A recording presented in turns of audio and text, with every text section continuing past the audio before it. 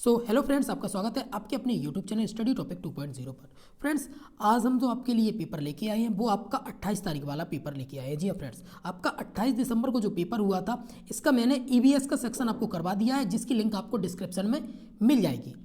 और फ्रेंड्स, अगर आपने अभी तक हमारे टेलीग्राम ग्रुप को ज्वाइन नहीं किया है तो आप उसको भी ज्वाइन कर लीजिए। और अगर आपका कोई क्वेरी है तो आप हमें व्हाट्सअप या टेलीग्राम पर मैसेज कर सकते हैं। व्हाट्सअप नंबर भी आपको हमारा डिस्क्रिप्शन में मिल जाएगा। फ्रेंड्स, आज हम बात कर रहे हैं अपने 28 दिसंबर के हिंदी वाले सेक्शन की। ठीक है फ्रेंड्स, हिंदी वाले सेक्शन को हम हल करते हैं, उसके बाद हम मैथ वाले सेक्शन को भी हल करेंगे और सीडीपी संस्कृत सभी को सॉल्व करेंगे 28 तारीख वाले को। ठीक है फ्रेंड्स, चलिए तो सबसे पहले हम शुरू करते हैं। फ्रेंड्स, अगर आप चैनल पर नए हैं तो चैनल को सब्सक्राइब जरूर कर लीजिएगा। चलिए फ्रेंड्स, आप देख रहे होंगे आपको एक यहाँ पर एक स्टेंजा मीन्स गद्यांश दे रखा होगा, आप इसको देख लीजिए।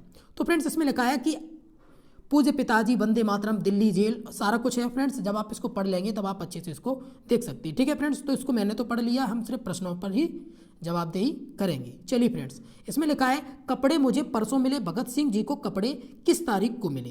तो फ्रेंड्स, इसका हमारा आंसर रहने वाला है ऑप्शन नंबर 3, 24 अप्रैल 1929 को उनको कपड़े मिले थे। चलिए, हमारा अगला प्रश्न जो है प्रश्न नंबर 2, ये क्या कह रहा है, एक माह में सारा ड्रामा खत्म हो जाएगा, ये आशा है। इसका आशा है ऑप्शन नंबर 3 से कि निर्णय सुना दिया जाएगा। चलिए, हमारा अगला प्रश्न है प्रश्न नंबर 3, क्या कहता है, वालिदा साहिबा को साथ न लाने की बात क्यों लिखी। क्योंकि फ्रेंड्स, हमारा इसका जो आंसर है वो है ऑप्शन नंबर 2, वालिदा को उनकी स्थिति देखकर दुख होगा, इसलिए उन्होंने इस बात को नहीं लिखा। हमारा आंसर हो जाएगा ऑप्शन नंबर 2। चलिए, हमारा अगला प्रश्न है प्रश्न नंबर 4, क्या कहता है, आला का अर्थ है। तो आला का अर्थ होता है, उन्होंने कहा था कि आला मीन्स, यहाँ पर आप देख रहे होंगे यहाँ लिखा है कि आला नोबेल लेते आइएगा। आला मतलब उत्कृष्ट, मतलब जो अच्छे हों, फेमस हों, उनको लेते आइएगा। इसका मतलब है कि उत्कृष्ट नोबेल को लेते आइएगा। आंसर हो जाएगा ऑप्शन नंबर 4। ठीक है, चलिए, हमारा अगला प्रश्न है प्रश्न नंबर 5, पत्र लिखने के समय भगत सिंह जी कहाँ पर थे। तो वो कहाँ थे, दिल्ली की जेल में। आंसर हो जाएगा ऑप्शन नंबर 1। चलिए, हमारा अगला प्रश्न है, भगत सिंह ने अपने पिता से क्या नहीं मंगवाया। तो उन्होंने हिंदी उपन्यास नहीं मंगवाए थे। आंसर है ऑप्शन नंबर 2। चलिए,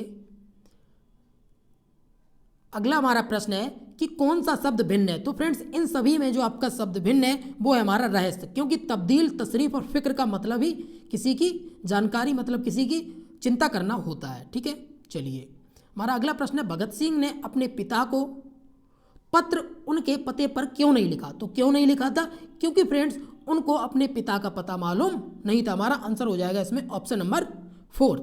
चलिए, हमारा अगला प्रश्न है प्रश्न नंबर 9, जेल में हमारे साथ निहायत अच्छा सलूक हो रहा है, रेखांकित शब्द में का चयन करें। तो फ्रेंड्स, रेखांकित सलूक का मतलब होता है कि अच्छा व्यवहार हो रहा है। आंसर हो जाएगा ऑप्शन नंबर 4। चलिए, हमारा अगला प्रश्न है प्रश्न नंबर 10। प्रश्न नंबर 10 में आपको ये कवितासित पद्यांश दे रखा होगा, आप इसको पढ़ के अच्छे से आप देख लीजिएगा, फिर हम इसके आंसर करवा देते। ठीक है, तो फ्रेंड्स, सबसे पहला हमारा प्रश्न है,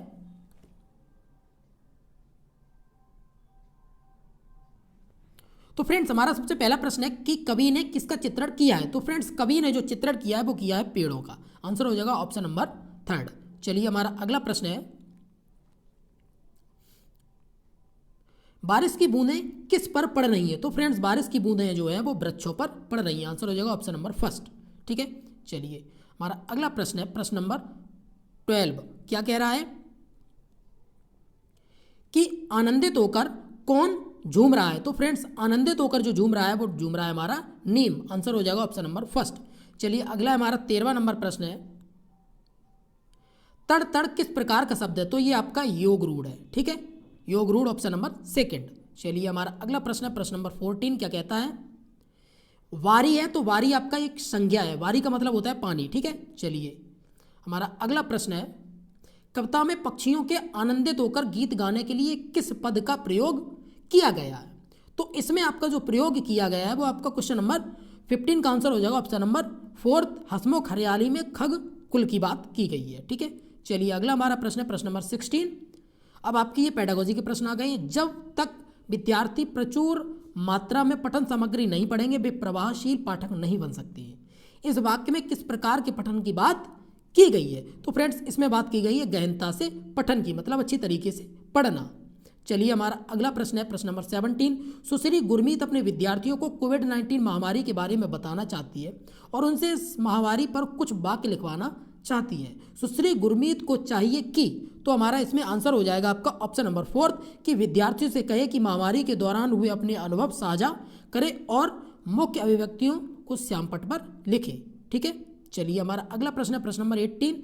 उपचारात्मक शिक्षण में क्या होता है? तो फ्रेंड्स इसमें आपका होता है विद्यार्थियों को अपने निष्पादन में सुधार करने के लिए मदद मिलती है। आंसर हो जाएगा ऑप्शन नंबर फर्स्ट। हमारा अगला है कि जब हम के बारे में अध्ययन करते हैं, तो फ्रेंड्स आपका यहाँ जब ऑप्शन आ जाए भाषा अर्जन, तब आपका आंसर रहता है चॉम्स्की। ठीक है, हमारा आंसर होगा ऑप्शन नंबर 3। चलिए हमारा अगला प्रश्न है प्रश्न नंबर 20। एक अध्यापक कक्षा 3 के शिक्षार्थियों को निर्देशित करती है और शिक्षार्थी दी जा रही क्रियाओं का अनुसरण कर रहे हैं। अध्यापक किस उपागम का प्रयोग कर रही है? तो फ्रेंड्स अध्यापक जो है वो आपका प्रयोग कर रही है समग्र भौतिक प्रक्रिया उपागम का। चलिए हमारा अगला प्रश्न है प्रश्न नंबर 21। श्री अली अपनी कक्षा में एक पति पत्नियों की दिनचर्या संबंधी श्रव्य रिकॉर्डिंग सुनाते हैं। इसके बाद वह इस श्रव्य रिकॉर्डिंग के आधार पर विद्यार्थियों को सही और गलत से जुड़ी गतिविधि कार्यपत्रक पर करवाते हैं। ऐसे करके श्री अली अपने विद्यार्थियों में किस कौशल की पुष्टि कर रही है? तो वो अपने विद्यार्थियों में श्रवण की उन्होंने क्या सुना इसकी पुष्टि कर रही है। ठीक है, आंसर हो जाएगा श्रवण। हमारा अगला प्रश्न है प्रश्न नंबर 22। निम्नलिखित में से कौन सा बच्चों की भाषा से संबंधित है? तो बोलना। आंसर हो जाएगा ऑप्शन नंबर फर्स्ट। चलिए हमारा अगला प्रश्न है प्रश्न नंबर 23। विज्ञापन की यह पंक्ति की दिल मांगे मोर का उदाहरण है। तो फ्रेंड्स ये आपका एक वाक्य विन्यास है, ऑप्शन नंबर 3 हो जाएगा। चलिए हमारा अगला प्रश्न है 24 नंबर प्रश्न है। सुश्री ईसा अपनी कक्षा में 2 के विद्यार्थियों को कुछ वस्तुओं के चित्र दिखाती हैं। चित्र दिखाने के बाद वह ऊंची आवाज में स्पष्ट रूप से उसका नाम बताती हैं। तो आपका इसमें क्या आंसर रहने वाला है? तो फ्रेंड्स आपका इसमें आंसर होगा अपने विद्यार्थियों को नए शब्द सिखाना चाहती है। आंसर हो जाएगा ऑप्शन नंबर 2। चलिए हमारा अगला प्रश्न है प्रश्न नंबर 25। स्वर में उतार और चढ़ाव कहलाता है, तो ये आपका लय कहलाता है। ठीक है, चलिए हमारा अगला है कि सिद्धांत उस प्रक्रिया को वर्णित करता है जिसके द्वारा पाठक किसी पठन सामग्री को समझने के लिए अपने परिवेश से जुड़े ज्ञान को पाठ्य सामग्री में दी गई सूचनाओं से जोड़ते हैं। तो फ्रेंड्स इसमें आपका आंसर हो जाएगा ऑप्शन नंबर 3 स्कीमा। ठीक है, चलिए हमारा अगला प्रश्न है वैज्ञानिक ऐसा क्यों कहते हैं कि बच्चों से बात करना बहुत महत्वपूर्ण है? तो हमारा इसका भी आंसर हो जाएगा आपका ऑप्शन नंबर 3। इससे भाषा की ध्वनियाँ सीखने की शुरुआत होती है। चलिए हमारा अगला प्रश्न है 28 नंबर का प्रश्न है।